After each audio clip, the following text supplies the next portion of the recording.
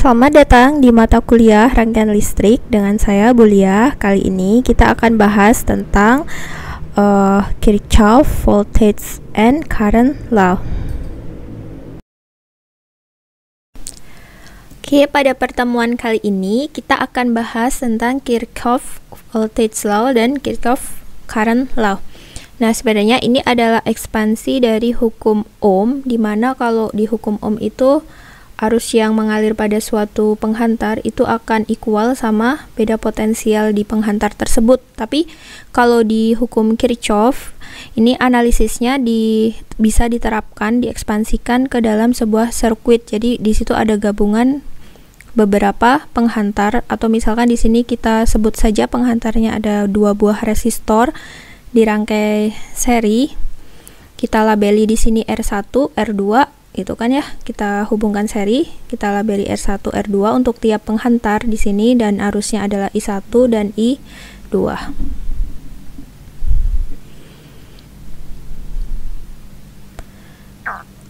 Nah, untuk karena di rangkai seri di sini, berarti di sini jumlah arusnya I1 akan sama dengan I2. Tapi kalau pada gambar yang bagian bawah di sini tetap sama, ada 2 penghantar atau resistor di sini, tapi Ibu tambahkan 1 resistor secara paralel di sini. Misalnya Ibu label sebagai R3 dengan arah arusnya ke bawah I3. Nah, otomatis di sini current-nya nggak sama lagi I1 sama dengan I2. Tapi akan sama dengan yang masuk ke node di sini, berarti I1 ya. Berarti I1 sama dengan I2 ditambah dengan I3 gitu. Nah, untuk selanjutnya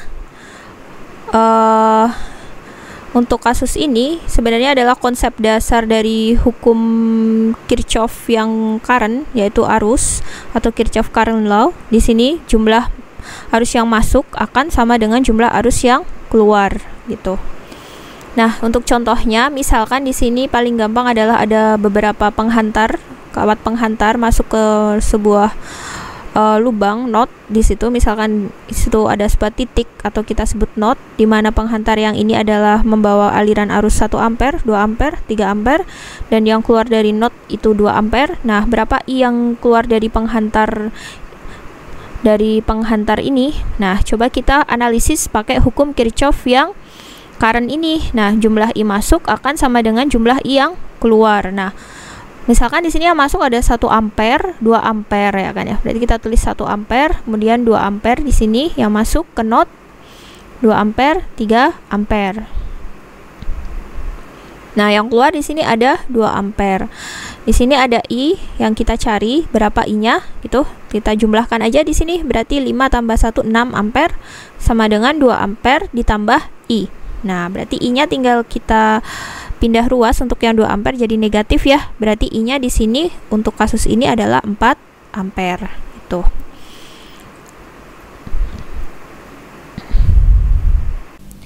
Oke, selanjutnya kita masuk ke pembelajaran yang kedua, yaitu tentang Kirchhoff Voltage Law.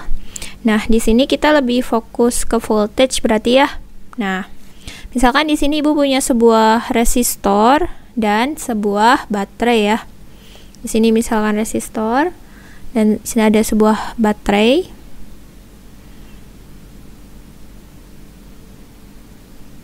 Di mana di sini positif, sini negatif. Taruhlah misalkan di ujung resistor kita kasih label 12 volt, untuk yang bagian bawah 6 volt. Nah, kita tahu bahwa kalau pada resistor itu arus mengalir dari potensial tinggi menuju ke potensial rendah. Nah, arah arusnya ke bawah berarti ya, dari 12 menuju ke 6 volt. Nah, kalau baterai memungkinkan arus itu mengalir pada potensial rendah menuju ke potensial tinggi. Nah, atau bisa kita biasa sebut di sini 0 volt, di sana di atas kita label 12 volt. Sini berarti arusnya ke arah atas, yaitu negatif menuju ke positif. Nah, lalu gimana dengan tanda voltage-nya untuk kedua sistem ini? Yang satu resistor, yang satunya baterai. Nah, seperti yang dijelaskan sebelumnya, ada voltage drop dan voltage raise. Nah, kalau pada resistor ini konsepnya sebenarnya voltage drop, di mana sifatnya dia mengkonsumsi energi. Jadi kita bisa tuliskan 1 volt akan equal sama 1 joule per unit satuan coulomb ya. Berarti ini adalah energi yang dibutuhkan untuk membawa muatan. Makanya di sini lebih condong kita labeli sifatnya karena mengkonsumsi energi, berarti negatif voltage. Sedangkan untuk si baterai karena dia sifatnya itu sumber energi atau memberikan energi, berarti di sini kita bisa labeli sebagai positif voltage ya, karena naik dari negatif menuju ke positif, jadi 0 dari kutub polaritasnya aja negatif ke positif, yaitu dari 0 volt menuju ke 12 volt, kita labeli sebagai positif voltage. Nah, lalu bagaimana kalau misalkan kita punya sumber tegangan bebas, di situ kita ubah polaritasnya, ya kan? Di sini misalkan negatif, sini positif, arusnya mengalir dari positif menuju ke negatif. Nah, ke arah sini lah. Sebenarnya gampangnya kita tinggal reverse aja si tandanya. Kalau pada sistem ini positif, berarti tanda ini tinggal negatif voltage gitu. Selanjutnya kita masuk ke sebuah contoh soal yang di sini adalah lebih ke aplikasi hukum Kirchhoff yang kedua, yaitu voltage law. Nah, misalkan di sini ibu punya 3 resistor yang terhubung seri dengan sumber tegangan bebas, ya kan? Sini misal R1, di sini R2, di sini R3 ya. Misal R1 3 ohm, untuk R2-nya 4 ohm, untuk R3-nya 5 ohm, misalkan di sini 12 volt untuk sumber tegangannya ya. Nah, di sini kita mau menentukan arusnya. Nah, pertama untuk misalkan tentukan arus dengan hukum KVL, di sini kita bisa tulis jumlah tegangan pada rangkaian tertutup sama dengan 0, atau jumlah voltage drop-nya akan equal dengan jumlah voltage raise-nya, ya kan ya? Seperti pertemuan sebelumnya. Nah, sekarang langkah pertama dalam menentukan arus, kita harus menentukan arah arusnya dulu. Misal di sini ibu memilih untuk dari negatif menuju positif voltage, yaitu ke arah kanan ya. Itu. Nah, karena dari negatif positif, maka untuk sumber tegangan di sini aliran arusnya jadi positif ya. Berarti di sini voltage-nya positif 12 volt karena voltage raise ya kan. Dari negatif menuju ke positif. Berarti di sini untuk resistor kebalikannya, berarti negatif V1, V2, V3 minus ya. Berarti sama dengan 0 gitu.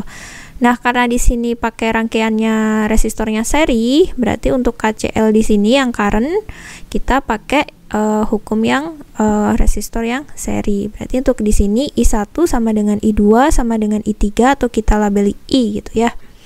Nah, kita substitusikan aja itu KCL ke persamaan KVL. Untuk V1 berarti I1 atau I dikali R1, untuk V2 berarti I kali R2, untuk V3 berarti I kali R3 sama dengan 0.